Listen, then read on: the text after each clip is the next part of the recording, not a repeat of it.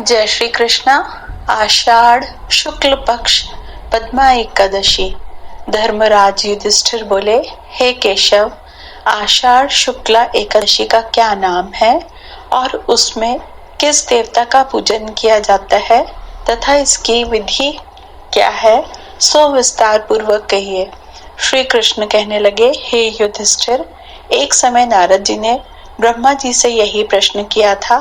तब ब्रह्मा जी ने उत्तर दिया, हे नारद, यह एकादशी पद्मा नाम से विख्यात है। इस एकादशी का व्रत करने से समस्त पाप नष्ट हो जाते हैं। जो व्यक्ति इस एकादशी के व्रत को करते हैं वे स्वर्ग को जाते हैं। इस व्रत के करने से भगवान विष्णु प्रसन्न होते हैं। अब मैं तुमको इसकी पौराणिक कथा कहता हूँ, ध्यान पूर्वक सुनो। कथा। सतयुग में सूर्यवंश में मान्यधाता नाम का एक चक्रवर्ती राजा था। वह सत्यवादी और महान प्रतापी था। वह अपनी प्रजा का पुत्रवत पालन किया करता था। उसके राज्य में कभी अकाल नहीं पड़ता था। एक समय उस राजा के राज्य में 3 वर्ष तक वर्षा नहीं होने के कारण अकाल पड़ गया। प्रजा अन्न की कमी के कारण अत्यंत दुखी हो गई। एक दिन प्रजा राजा के पास जाकर प्रार्थना करने लगी, हे राजन, समस्त विश्व की सृष्टि का कारण वर्षा है। वर्षा के अभाव से राज्य में अकाल पड़ गया है और अकाल से प्रजा मर रही है। इसलिए हे राजन, कोई ऐसा उपाय करिए जिससे प्रजा का कष्ट दूर हो। राजा मानधाता कहने लगा, वर्षा न होने से आप लोग अत्यंत दुखी हो रहे हैं, अतः मैं आप लोगों के कष्ट को दूर करने का प्रयत्न करता हूँ। ऐसा कहकर राजा कुछ सेना लेकर वन की तरफ चल दिया। वह अनेक ऋषियों के आश्रम में भ्रमण करता हुआ अंत में ब्रह्मा जी के पुत्र अंगिरा ऋषि के आश्रम में पहुंचा। वहां राजा ने घोड़े से उतरकर अंगिरा ऋषि को प्रणाम किया। मुनि ने राजा को आशीर्वाद दिया और कुशल क्षेम पूछकर उससे आश्रम में आने का कारण पूछा। राजा ने हाथ जोड़कर विनती भाव से कहा, हे भगवान, सब प्रकार से धर्म पालन करने पर भी मेरे राज्य में अकाल पड़ गया है। इससे प्रजा अत्यंत दुखी है। राजा के पापों के प्रभाव से ही प्रजा को कष्ट मिलता है, ऐसा शास्त्रों में लिखा है।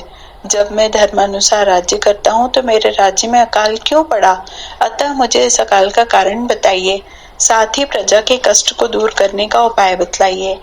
इतनी बात सुनकर ऋषि कहने लगे, हे राजन, यह सतयुग सब युगों में उत्तम है। इसमें धर्म के चारों चरण सम्मिलित हैं, अर्थात इस युग में धर्म का पूर्ण पालन होता है। सतयुग में केवल ब्राह्मणों को ही वेद पढ़ने और तप करने का अधिकार है, परंतु आपके राज्य में एक शूद्र तपस्या कर रहा है। इसी दोष के कारण आपके राज्य में वर्षा नहीं हो रही है। यदि आप प्रजा का भला चाहते हो तो उस शूद्र का वध कर दो। इस पर राजा कहने लगा कि महाराज, मैं उस निरपराध तपस्या करने वाले शूद्र को किस तरह मार सकता हूँ? आप इस दोष से छूटने का कोई और उपाय बताइए। तब ऋषि कहने लगे, हे राजन, यदि तुम अन्य उपाय जानना चाहते हो तो सुनो। आषाढ़ मास के शुक्ल पक्ष की पद्मा नाम की एकादशी का विधि पूर्वक व्रत करो। व्रत के प्रभाव से तुम्हारे राज्य में वर्षा होगी और प्रजा सुखी पाएगी, क्योंकि इस एकादशी का व्रत सब सिद्धियों को देने वाला तथा समस्त उपद्रवों को नष्ट करने वाला है।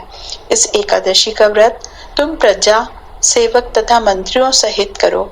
मुनि के इस वचन को सुनकर राजा अपने नगर को वापस आया और उसने विधि पूर्वक पद्मा एकादशी का व्रत किया।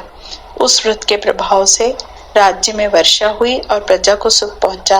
अतः इस मास की एकादशी का व्रत सब मनुष्यों को करना चाहिए। यह व्रत इस लोक में भोग और परलोक में मुक्ति देने वाला है। इसकी कथा को पढ़ने और सुनने से मनुष्य के समस्त पाप नष्ट हो जाते हैं।